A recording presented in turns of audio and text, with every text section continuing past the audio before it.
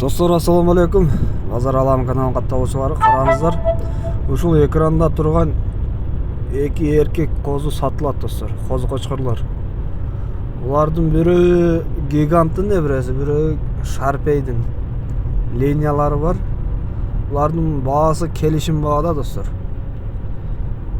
Эсин номерин экранга калтырам. Чалып сурасаңыздар болот.